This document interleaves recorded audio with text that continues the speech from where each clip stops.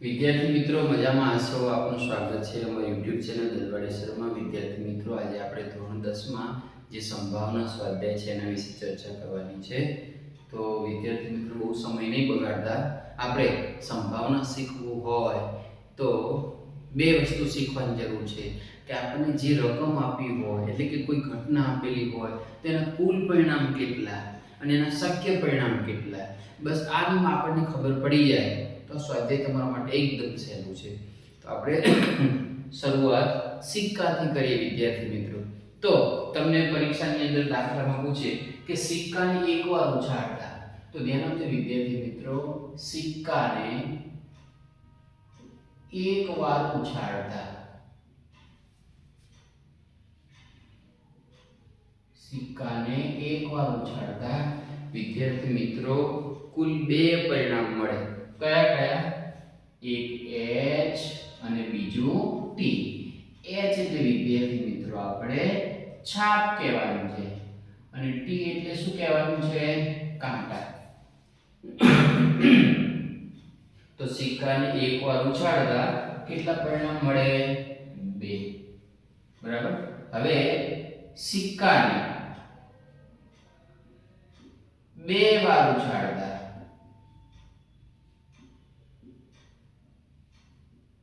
તો વિદ્યાર્થી મિત્રો એક સિક્કાને બે વાર ઉછાળો અથવા બે સિક્કાને એક વાર ઉછાળો, બંનેના કુલ પરિણામ સરખા જ આવે. કેટલા આવશે? 4. કયા કયા યાદ રાખવા જેવા છે? hh, tt, ht અને th. એ જ રીતે વિદ્યાર્થી મિત્રો સિક્કાને 3 વાર ઉછાળતા,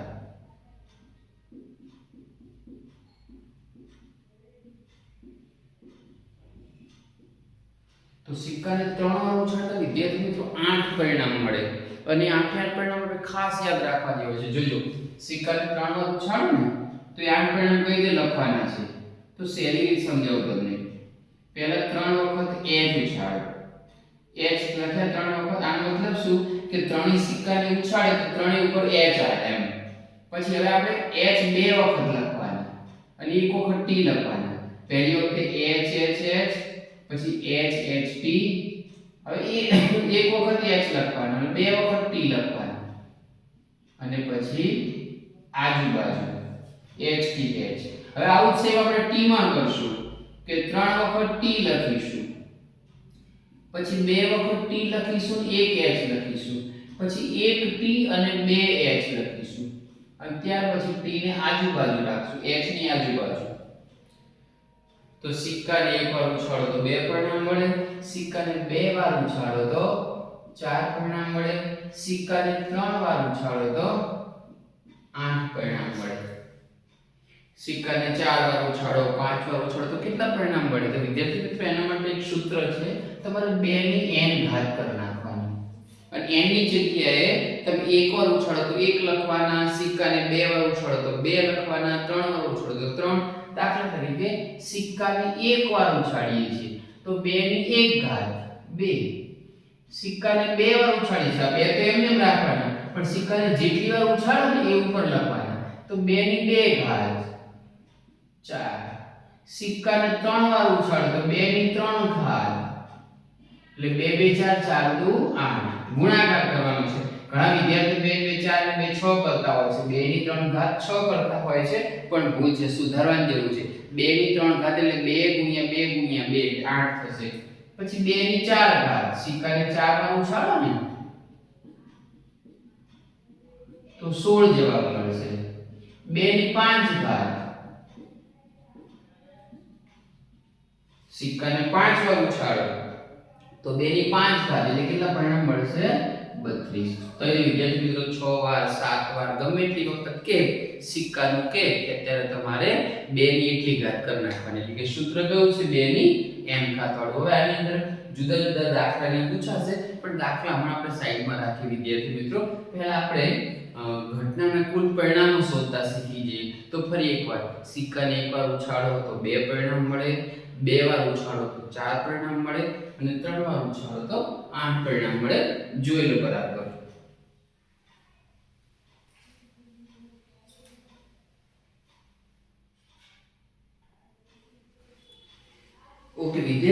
હવે આપણે સિક્કા વિશે જોયા પછી પાસા વિશે જોવાનું છે. પેલો પાસો આવે ને શકુની મામાનો ખબર હોય તો અથવા આપણે સાપસીડી રમતા હોય તો એના ઉપર 1 થી 6 લખેલા હોય. તો જો વિદ્યાર્થી મિત્રો તમે એક પાસો ફેંકો ને અથવા પાસાને એકવાર ફેંકો ને તો 6 પરિણામ મળે. કયા? 1 2 3 4 5 6. પાસાને એકવાર ફેંકો તો વિદ્યાર્થી મિત્રો 6 પરિણામ મળે. હવે આની અંદર જુદા જુદા પ્રશ્નો પૂછે. મેં તમને કીધું કે આપણે દાખલા પછી જોઈશું. તો કયા કયા પ્રશ્નો પૂછી શકે ખાલી સમજવું હોય તો. દાખલા તરીકે તમને એમ કે પાસાને એકવાર ફેંકતા અથવા ઉછાળતા તો 6 પરિણામ મળે. હવે તમને એમાં એમ પૂછે કે યુગ્મ સંખ્યા મળે. તો આ વિદ્યાર્થી મિત્રો યુગ્મ સંખ્યા 3 છે. કઈ કઈ? 2 4 6. અયુગ્મ સંખ્યા પૂછે વિદ્યાર્થી મિત્રો. તો અયુગ્મ એટલે ગુજરાતી ભાષામાં એકી સંખ્યા. કઈ કઈ? 1 3 અને 5. પછી અવિભાજ્ય સંખ્યા કે વિદ્યાર્થી મિત્રો. તો ધ્યાન રાખજો અવિભાજ્ય સંખ્યા એટલે શું કે જે પોતાના ઘડિયામાં અથવા એક સિવાય કોઈના ઘડિયામાં ના આવે. તો અવિભાજ્ય વખતે આપણે એક પ્રાકૃતિક સંખ્યા છે કે સાઈડમાં કાઢી નાખીએ તો 2 બે અવિભાજ્ય સંખ્યા છે. 2 કા 2 એ સિવાય બે બીજા કોઈના ઘડિયામાં ના આવે. 3 પણ અવિભાજ્ય સંખ્યા છે. 3 એકા 3 એ સિવાય 3 બીજા કોઈના ઘડિયામાં ના આવે. 5 પણ અવિભાજ્ય સંખ્યા છે. 5 એકા 5. પણ 4 અને 6 છે ને એ 4 એકા 4 થાય 2 2 4 થાય એટલે કે 4 પોતાના સિવાય બીજા કોઈના ઘડિયામાં આવે. 6 તો 6 એકા 6 થાય, 2 3 6 થાય, 3 2 6 થાય એટલે કે 6 ના બીજી સંખ્યા વડે અવયવ પડે છે. તો 4 અને 6 વિભાજ્ય છે. જ્યારે 2 3 અને 5 કેવી છે? અવિભાજ્ય છે. તો આપણે સાથે સાથે વિભાજ્ય લખી જ નાખીએ. તો વિભાજ્ય કઈ આવે? તો કે 4 અને 6. બરાબર. હવે વિદ્યાર્થી મિત્રો દાખલા તરીકે પાસાને 2 વખત ઉછાળવાનું કે કેટલી વખત ઉછાળવાનું કે 2 વખત. તો પાસાને એક વખત ઉછાળવાનું કે તો 6 પરિણામ મળે. પણ જો પાસાને 2 વખત ઉછાળવાનું કે વિદ્યાર્થી મિત્રો તો 36 પરિણામ મળે. કેટલા પરિણામ મળે? 36. જોઈએ કયા કયા. માં આપણે શું કરવાનું છે યાદ રાખવા માટે વિદ્યાર્થી મિત્રો? તો કે પહેલા પાસા ઉપર એક જ રાખવાનું. પહેલા પાસા ઉપર 1 અને બીજા પાસા ઉપર 1 પડે, 1 2 1 3 1 4 1 5 1 6. પહેલા પાસા પર 1 એમને એમ રાખવાનું છે અને 1 થી 6 બદલવાનું. હવે પહેલા પાસા પર બગડો કરી નાખશું આપણે અને પાછળ 1 2 3 4 5 6 બદલતા રહેશું. એટલે કે 2 1 2 2 2 3 2 4 2 5 2 6 3 1 3 2 3 3 3 4 3 5 3 6 4 1 4 2 4 3 4 4 4 5 4 6 5 1 5 2 5 3 5 4 5 5 5 6 6 1 6 2 6 3 6 4 6 5 અને 6 6. તો વિદ્યાર્થી મિત્રો પાસાને એકવાર ઉછાળતા 6 પરિણામ મળે અને 2 પાસાને ઉછાળતા 36 પરિણામ મળે. આમાંથી ઘણા બધા પ્રશ્નો પૂછી શકાય. દાખલા તરીકે તમને એમ કે પાસા પરના અંકોનો સરવાળો 10 થાય તો 10 થાય એવું શોધવું હોય આપણે તો કયા કયા લઈ શકીએ? તો કે 4 6 5 5 અને 6 4. આ સરવાળો 10 થાય. પછી સરવાળો 12 થી વધુ થાય તો ધ્યાન આપજો વિદ્યાર્થી મિત્રો વધુ સરવાળો 12 થાય છે.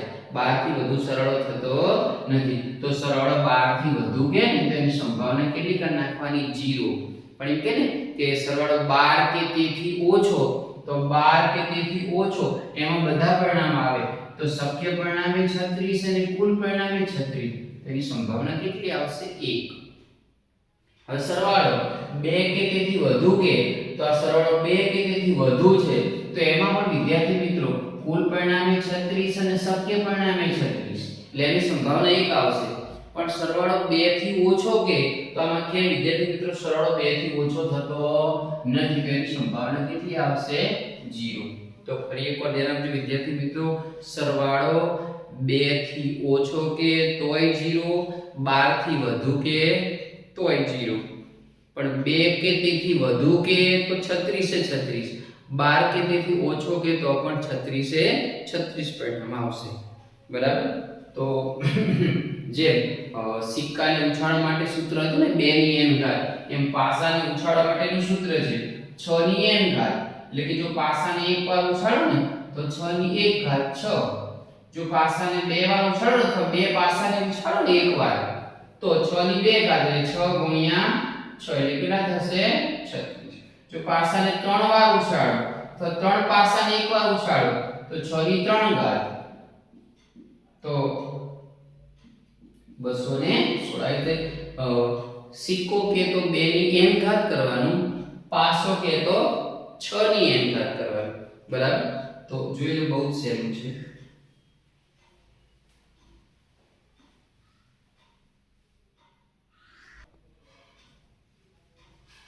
ત્યાર પછીનો બીજો એક પોઈન્ટ છે કે વિદ્યાર્થી મિત્રો ઘણી વખત ઘણા વિદ્યાર્થીઓને લીપ વર્ષ અને બિન લીપ વર્ષ વાળું પૂછે ને તો ખબર નથી હોતી તો બહુ સહેલું છે સમજી લઈએ આપણે લીપ વર્ષ હોય વિદ્યાર્થી મિત્રો તેમાં કુલ દિવસો 366 હોય અને એ વખતે ફેબ્રુઆરીમાં 29 દિવસ હોય બાકી બધા દિવસો એમના એમ જ હોય જાન્યુઆરી 31 માર્ચ 31 એપ્રિલ મે જૂન જુલાઈ ઓગસ્ટ બંને 31 હોય September October November 31 December 31 December કહીએ ને બરાબર તો આવી રીતે હોય તમને ખ્યાલ જ છે જ્યારે બિન લીપ વર્ષમાં કુલ દિવસો 365 કેમ એક દિવસ ઘટ્યો તો આ એક પણ દિવસમાં કોઈ ફેરફાર નથી વિદ્યાર્થી મિત્રો આમાં નામ બધા સરખા જ છે ખાલી લીપ વર્ષ કે તો ફેબ્રુઆરી 29 રાખવાનો અને બિન લીપ કે તો એ વખતે 28 દિવસનો ફેબ્રુઆરી મહિનો હોય બરાબર બિન લીપમાં દિવસો 365 ફેબ્રુઆરી 28 અને લીપ વર્ષમાં કુલ દિવસો 366 ફેબ્રુઆરી 29 નો એ પરીક્ષાના દાખલામાં તમને કઈ રીતે પૂછે તો એમ કે બિન લીપ વર્ષમાં બિન લીપ વર્ષમાં 5 મંગળવાર આવે એની સંભાવના તો બિન લીપ વર્ષ એટલે આપણે 365 લઈશું કોઈ મહિનો નથી કીધો ખાલી બિન લીપ અથવા લીપ વર્ષ કે ને તો આ દિવસો લેવાના વિદ્યાર્થી મિત્રો અને એને 7 વડે ભાગવાના તો 7 5 35 એક વધ્યો 5 ઉતારો 7 2 14 એક વધ્યા તો વિદ્યાર્થી મિત્રો એક અંશમાં રાખવાનો અહીંથી જવાબ શરૂ કરવાનો અને 7 ક્યાં લખવાનો છેદમાં લીપ વર્ષ કે 365 બિન લીપ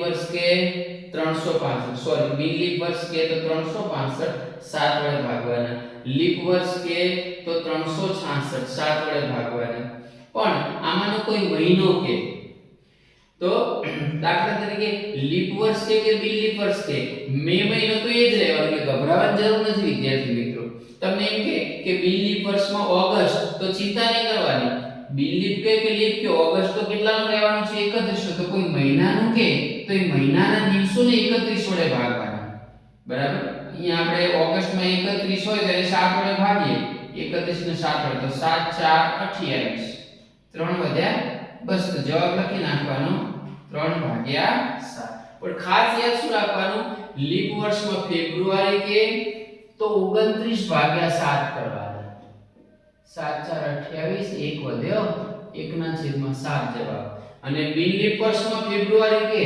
તો 28/7 કરવાના 7 4 28 0 થઈ ગયા પણ સંભાવના શું આવશે 0 તો વર્ષ કે તો લીપ વર્ષ કે તો 366/7 કરજો બિન લીપ વર્ષ કે તો 365/7 કરજો પણ કોઈ મહિનો કે તો ખાલી એક જ ધ્યાન રાખવાનું ફેબ્રુઆરી મહિનાનું બાકીના દિવસો તો લીપ હોય કે બિન લીપ હોય એમના એમ જ રહેવાના છે જોઈ લો બરાબર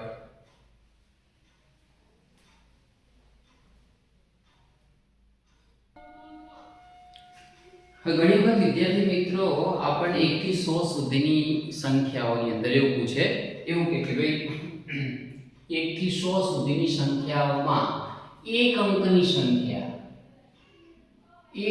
સંખ્યા બહુ સહેલું છે વિદ્યાર્થી મિત્રો. તો 1 થી 100 માં એક અંકની સંખ્યા 9 છે વિદ્યાર્થી મિત્રો. કઈ કઈ? 1 2 3 9.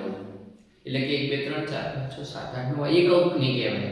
હવે કે 1 થી 100 માં બે અંકની સંખ્યા, તો વિદ્યાર્થી મિત્રો 10 થી શરૂ થશે અને 99 અટકશે. તો વિદ્યાર્થી મિત્રો આવી 90 સંખ્યા છે. 1 થી 100 માં બે અંકની કેટલી સંખ્યા છે? 90. બરાબર. 10 થી શરૂ કરો તો 99 સુધી, અને 1 થી 100 માં 3 અંકની પૂછે ને વિદ્યાર્થી મિત્રો, 3 અંકની સંખ્યા. તો 3 અંકની સંખ્યા એક જ છે. કોણ? 100 પોતે. તો એક અંકની કેટલી થઈ? 9. બે અંકની કેટલી થઈ? 90. અને 3 અંકની કેટલી થઈ? 1. તો જો વિદ્યાર્થી મિત્રો અહીંયા આપણને 100 મળી ગયા છે. 100 એ સંખ્યા. ઘણી વખત વિદ્યાર્થી મિત્રો 1 થી 100 ના બદલે 1 થી 120 કરી નાખે. જોજો બરાબર. તો 1 થી 120 કરી નાખે ને તો એની અસર એક અંકની સંખ્યા બે અંકની સંખ્યા પર નથી પડવાની. એક અંકની સંખ્યા તો 9 ની 9 જ રહેશે. બે અંકની સંખ્યા પણ 10 થી 99 એટલે 90 રહેશે. પણ 3 અંકની સંખ્યા વિદ્યાર્થી મિત્રો કેટલી થઈ જશે ખબર છે? તો 100 આવશે, 101 આવશે અને 120. એટલે કે અહીંયા 1 થી 120 માં 3 અંકની સંખ્યા 21 થઈ જશે. 100 પોતે અને 101 થી 120 એટલે 20 બીજી. તો 20 એ અને 108 એટલે 21 થઈ જશે. તો અહીંયા તમે સરવાળો કરશો તો કેટલા થઈ જશે વિદ્યાર્થી મિત્રો? તો કે 120. હવે ઘણી વખત 100 થી ઓછા, દાખલા તરીકે 1 થી 90 પૂછે. 1 થી 90 પૂછે તો 1 થી 90 માં ધ્યાન આપજો વિદ્યાર્થી મિત્રો, એક અંકની સંખ્યા છે ને એ તો 9 જ રહેવાની છે. એક અંકની સંખ્યા કેટલી રહેશે? 9 જ. કઈ? 1 2 3 4 5 6 7 8 9. પણ બે અંકની સંખ્યામાં ધ્યાન આપજો વિદ્યાર્થી મિત્રો. હવે 90 સુધી કહી દીધું. હવે 1 થી 90 માં 9 સંખ્યા તો એક અંકની નીકળી ગઈ. તો 90 માંથી 9 જતી રહે તો બે અંકની સંખ્યા કેટલી રહેશે? બે અંકની સંખ્યા તો 10 થી શરૂ થશે અને 90 એ પૂરી થશે. તો કેટલી થશે? 81. તો ફરી ભૂલાઈ ધ્યાન આપજો વિદ્યાર્થી મિત્રો. 1 થી 100 માં એક અંકની 9, બે અંકની 90 અને 3 અંકની 1. 1 થી 120 માં એક અંકની એ જ રહેશે 9, બે અંકની એ જ રહેશે 90 અને 3 અંકની થઈ જશે 121. પણ 1 થી 90 કે તો 1 થી 90 માં વિદ્યાર્થી મિત્રો એક અંકની 9 અને બે અંકની 81 થશે. બરાબર? ઓકે.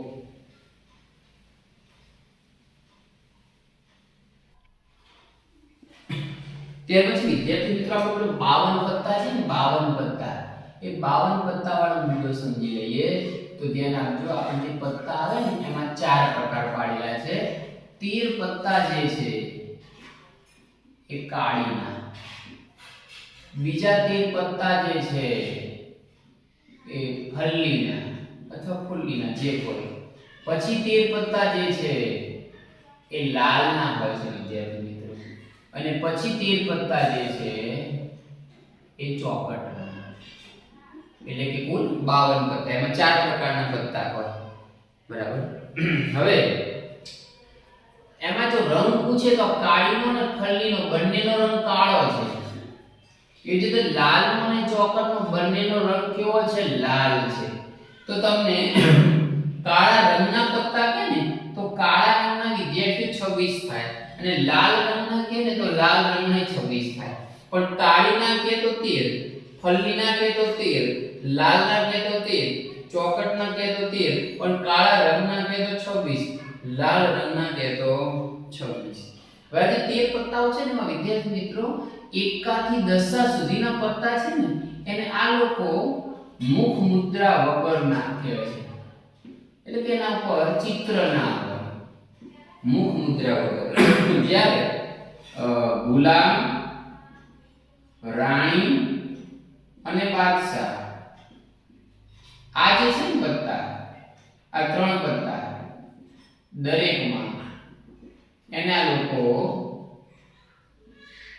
મુખ મુદ્રા વાળા કહે છે, એટલે કે ચિત્ર વાળા. મુખ મુદ્રા વાળાની બીજી ભાષામાં શું કહેવાય? ચિત્ર વાળા. અને આ ચિત્ર વગર.